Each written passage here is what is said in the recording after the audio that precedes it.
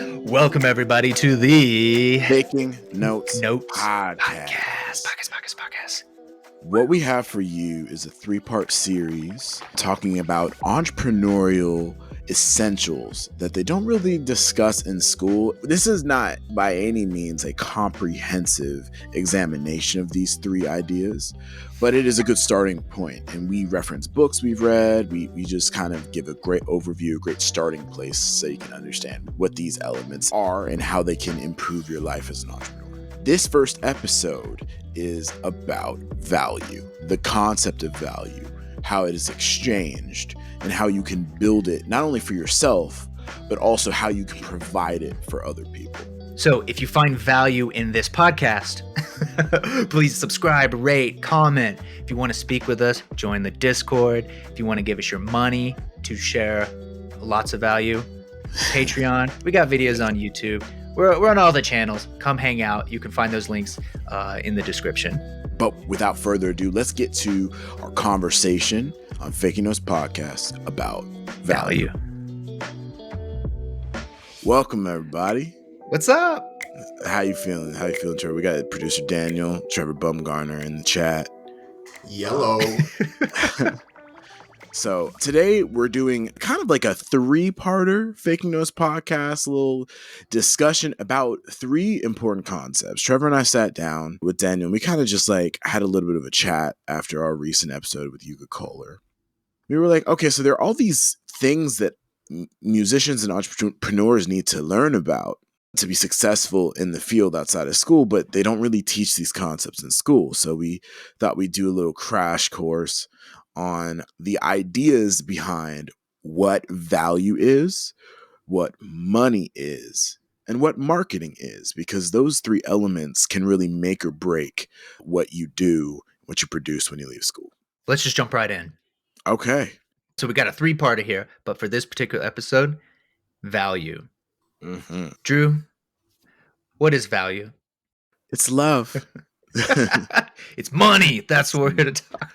Well, value, like, it's an abstract concept because value is intrinsic to every human being. For instance, you value Shiloh way different than I value him, or Daniel, who's never even met Shiloh. He probably would trade Shiloh for like $3 and a pack of cigarettes, right? I mean, I would trade him for more. Yeah.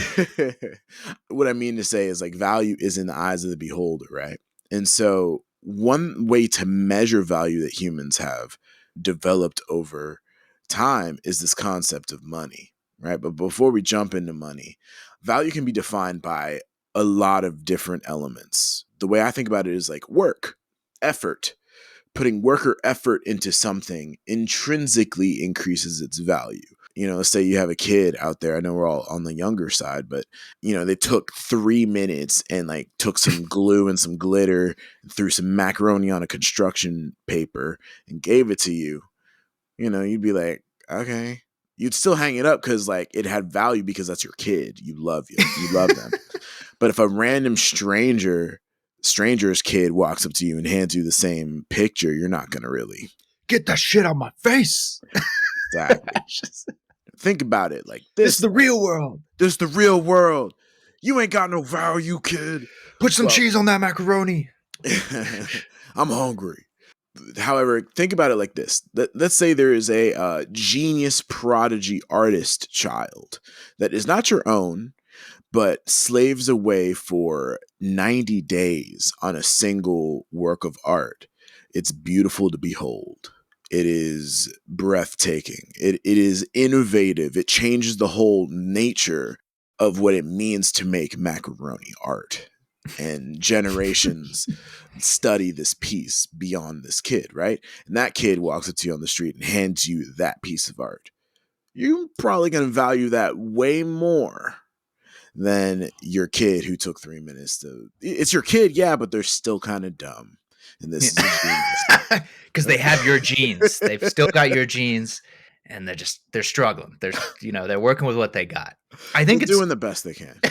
It is a great point because I think we can get caught up in just our own assumptions of value. Obviously, with money, we're always thinking of dollar signs. We assume that something more expensive is better, when that's not always the case. Sometimes the price tag is the only thing that makes us think it is better. Sometimes it's not worth it, but of course, there's great examples that if you go to a famous painting, the water lilies, something beautiful, history, about the artist, it's in museums, it's on the lighting. And so the value of the original is priceless. We can't even necessarily ascribe a value. The value of replicas by the artist, incredibly valuable. The value of a counterfeit, it could look the exact same. It could have been painted in the same method.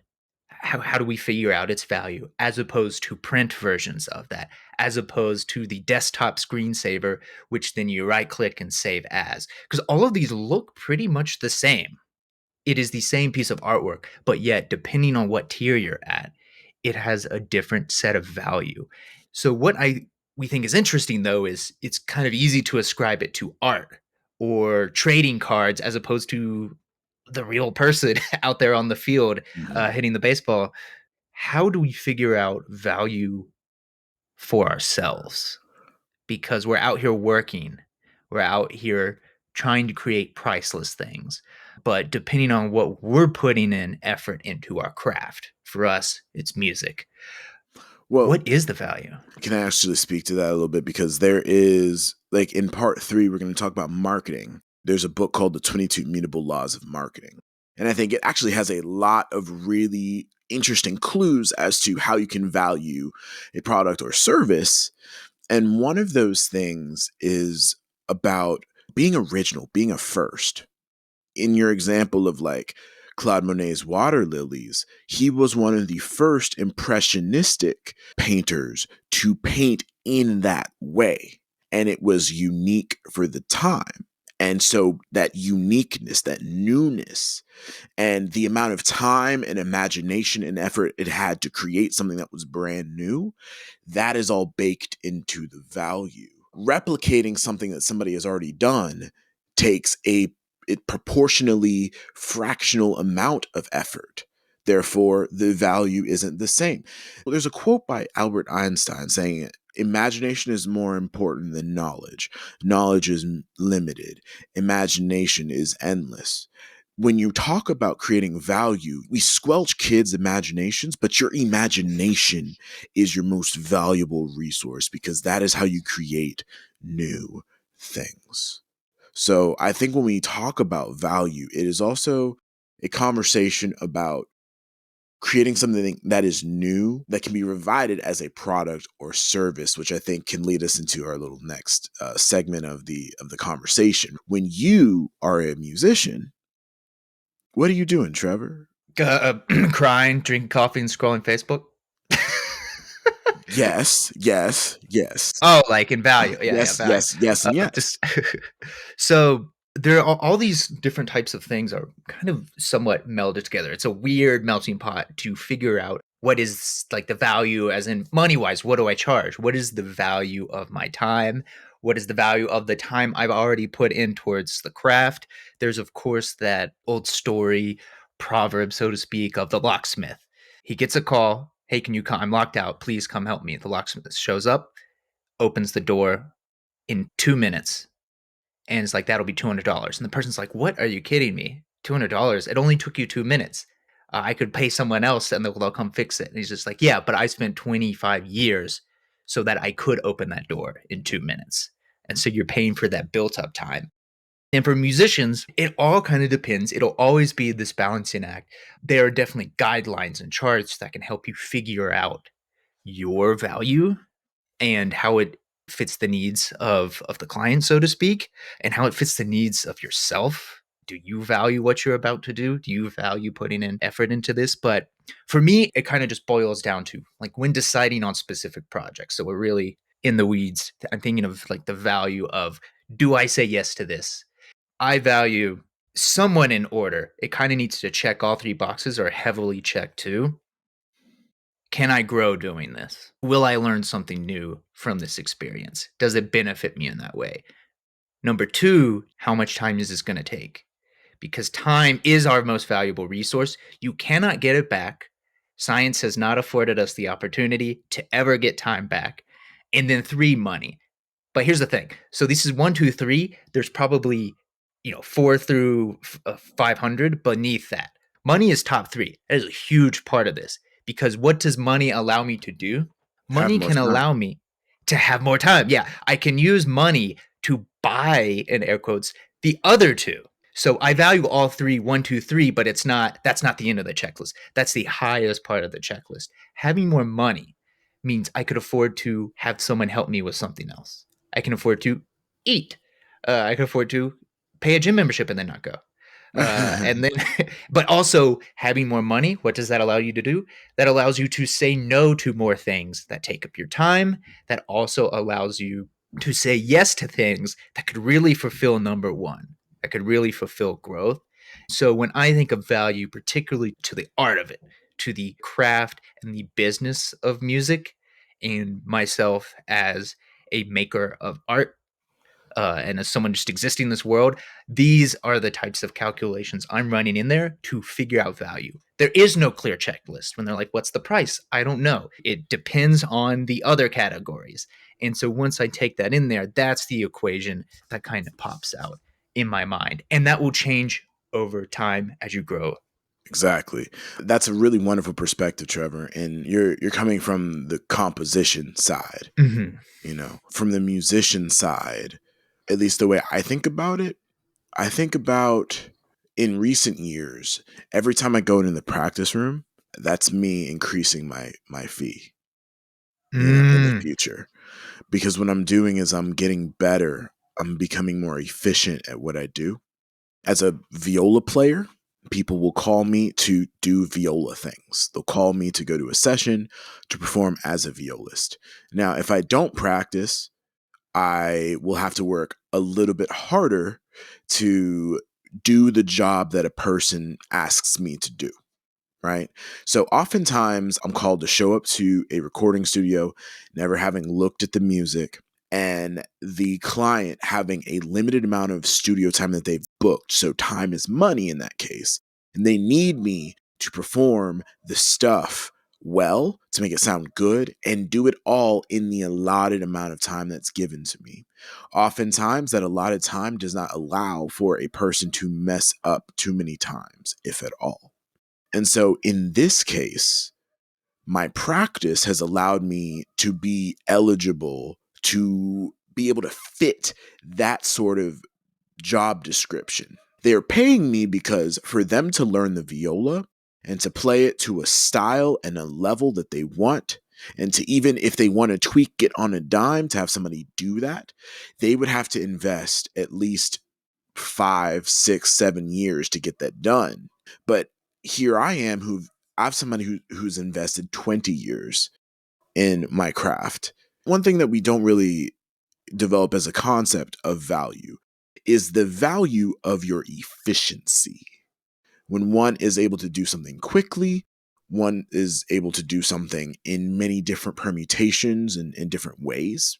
And so the thing that I want you to walk away from here, Faking Fam, is if you're not sure of what value is, your ability is just one metric of value, right? If you practice your hardest, you practice your heart out, you're just expanding one metric of your value, but there are other ways you can provide value in the future. Another one is marketing. People hire me because I have an audience. So that's another extension of value I can provide their product or service, right?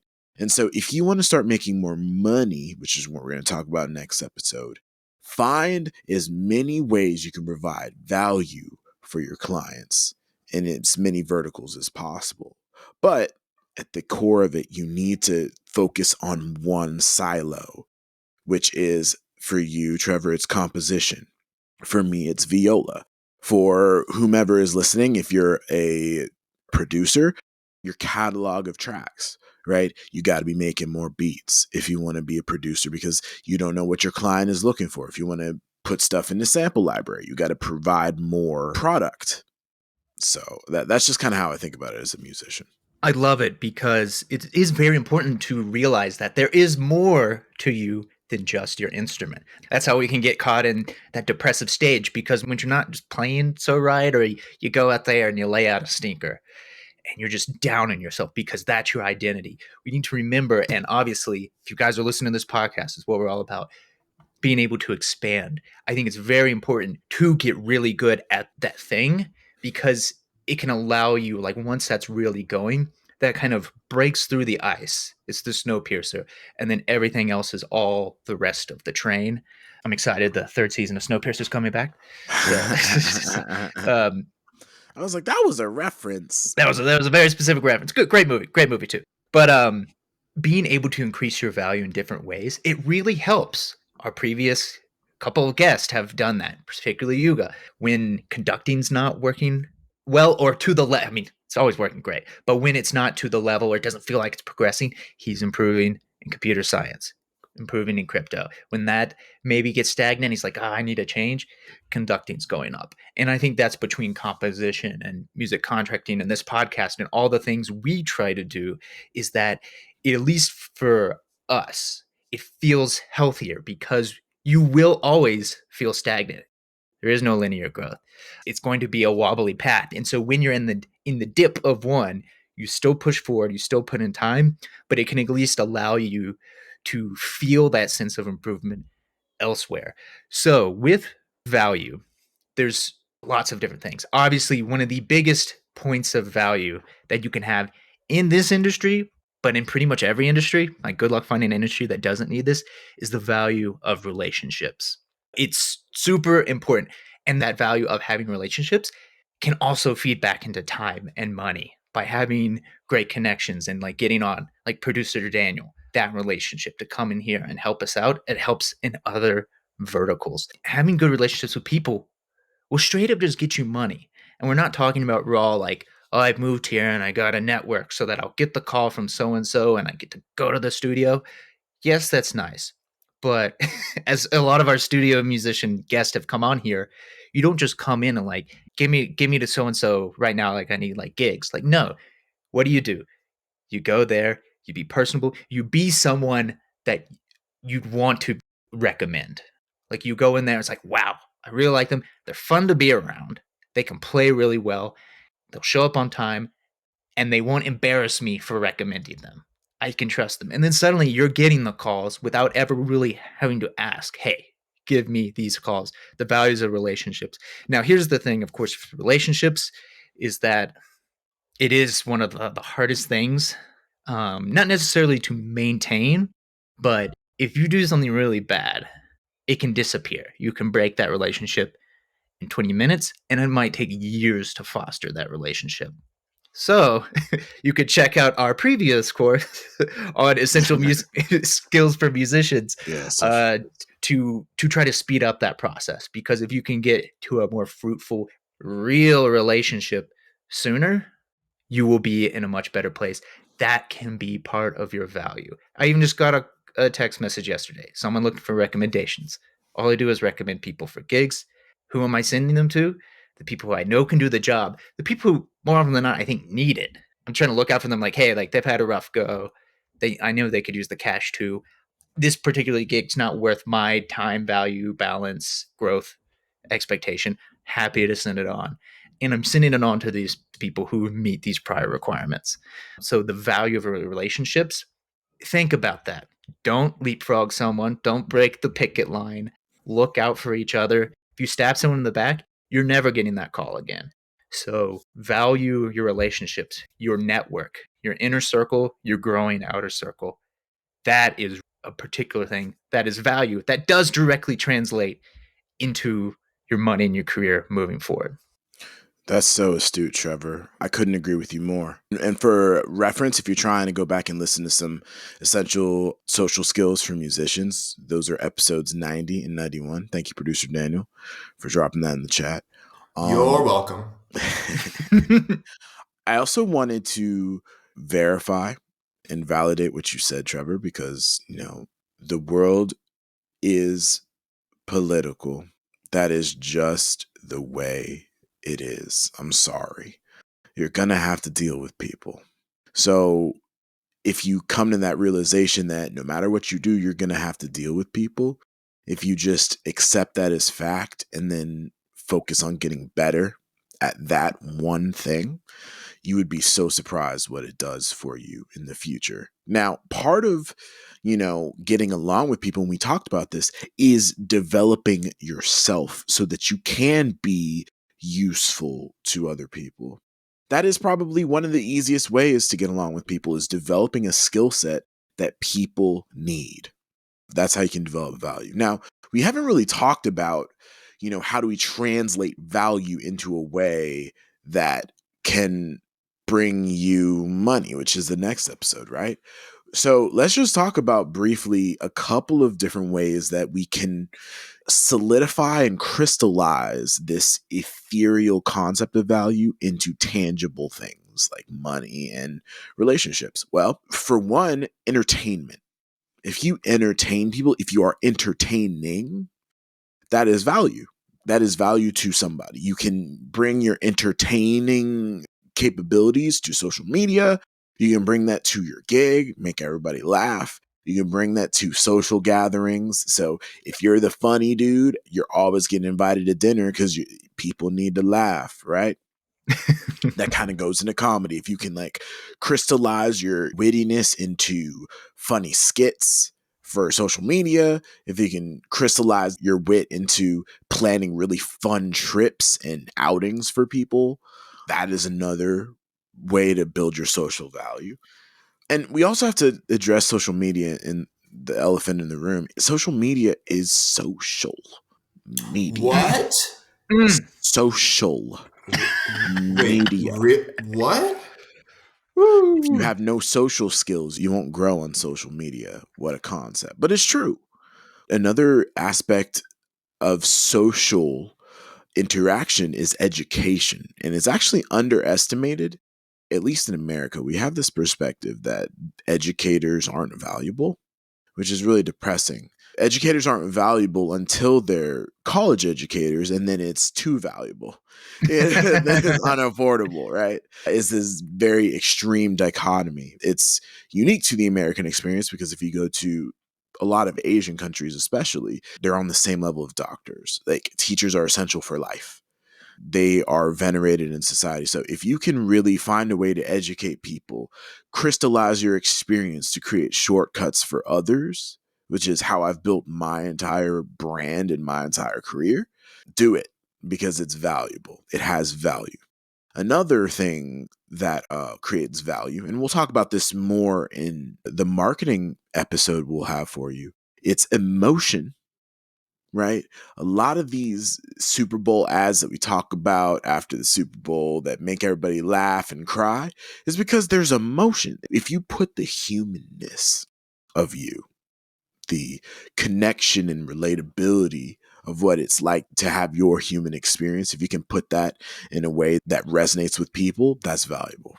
That has value. That could be the way you show up to the gig and the way you interact with your everyday human, right? If you're just being a real person and you're not afraid to be vulnerable, you're not afraid to share your story, you're not afraid to, when it's appropriate, have emotion, that's valuable because people will then see you as more trustworthy. Because the one thing that we don't trust is robots. We don't trust bots, right? And bots don't really have emotions yet. When something is emotionless, we're turned off by that. So don't be afraid of your emotions. Just don't be emotional and irrational. And that's a whole nother conversation. The last thing that I want to cover when it comes to value, when it comes to crystallizing value, is physical or digital products, right? So Coca-Cola, that was a concept, that was an idea. Cocaine. Cocaine. Who doesn't love some cocaine? Am I right? Oh. Why do you think I've got a stuffy nose? That was a terrible joke. I don't do cocaine, just for the record. But Coca-Cola was an idea and concept, an effervescent sweet drink that was different from hard liquor. Because, back in the day, we really couldn't trust water, so we drank alcohol. But if you didn't want to get busted at noon. you wanted to have a soft drink, not a hard drink. And so there was this whole market that was created around the soft drink, but it was crystallized because the idea was cemented in a physical product that then could be sold. Now, as a musician, Trevor, what are some examples of physical products or services that musicians provide? For Let's go instance, through a list. composers. Ken and Nathan came on here, and Ken talked about making sample packs. It's very simple. You get it. Here's some files. Use it. Do what you want with it. Please and thank you. Selling tracks. People will still buy CDs, but I don't think you have to go out and do that. But people can come out and buy your tracks online. It's very easy to do. You've got other monetary things like streaming, but as far as physical products, Vinyl. obviously vinyl. People love that. Merch. Go out and give merch. People still buy these at shows. Now, obviously, you need to have a show, which to some degree is what? A physical product. Exactly. Of it having people attached to it. Drew, do you have any like specific examples that come to mind? Tools. We realize that we're like, oh yeah, of course, but we don't think about it outright. Tools for the music, instruments, strings, hair, bows, mouthpieces, microphones, interfaces, preamps, amplifiers, pedals, cables.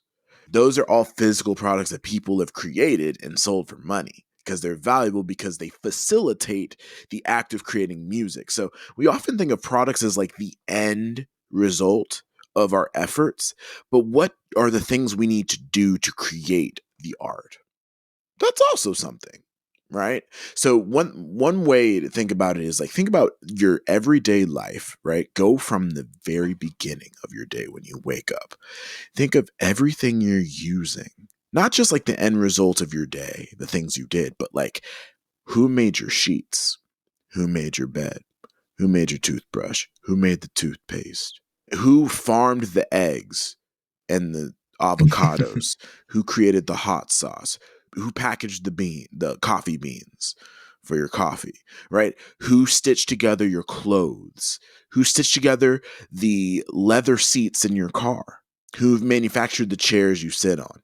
Just having this exercise and just being more aware of your surroundings and the things you use every day, and then try to think about what a musician's day looks like. What are the tools they're using? Can you create a new tool for them? What's a problem that they're going through on an everyday basis?